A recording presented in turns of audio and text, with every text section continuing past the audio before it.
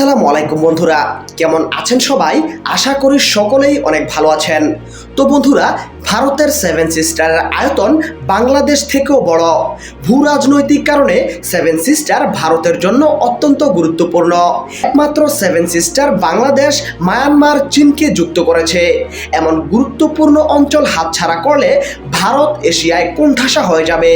Seven sister স্বাধীন হলে শিখরাও খালিস্তানকে স্বাধীন করতে বড়সড় যুদ্ধ বাঁধিয়ে দেবে।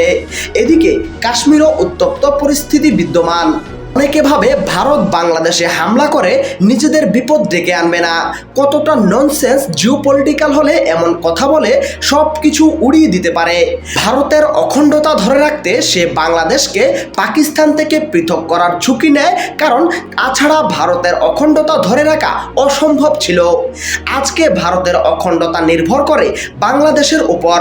বাংলাদেশ যদি ভারতের সাপ্লাই চেইন অফ করে দেয়, তাহলে সেভেন সিস্টারের নিয়ন্ত্রণ ক্রমাগত হারাতে থাকবে, যেটা একমাত্র ভারতের মূল ভূখণ্ড থেকেই দ্বিখণ্ডিত করবে।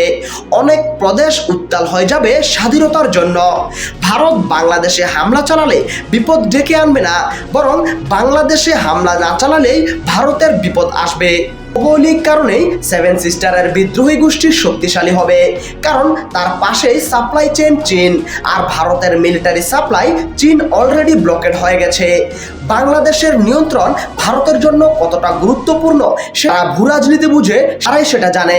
সেভেন সিস্টার স্বাধীন হলে বাংলাদেশকে সরাসরি নিয়ন্ত্রণ করবে চীন, কারণ তখন সেভেন সিস্টারগুলো অঘোষিতভাবে চীনকে যুক্ত করবে বাংলাদেশের সাথে।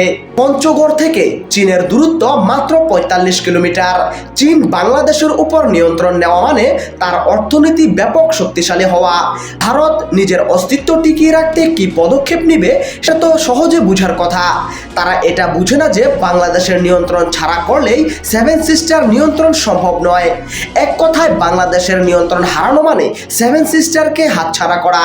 এবং এমন অস্তিত্ব সংঘাতে ভারত, আমেরিকা হোক, চীন হোক, কারো বিরুদ্ধে যুদ্ধ করতে পিছপা হবে না।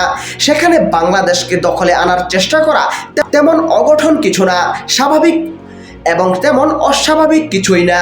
আশা করি বুঝতে পেরেছেন।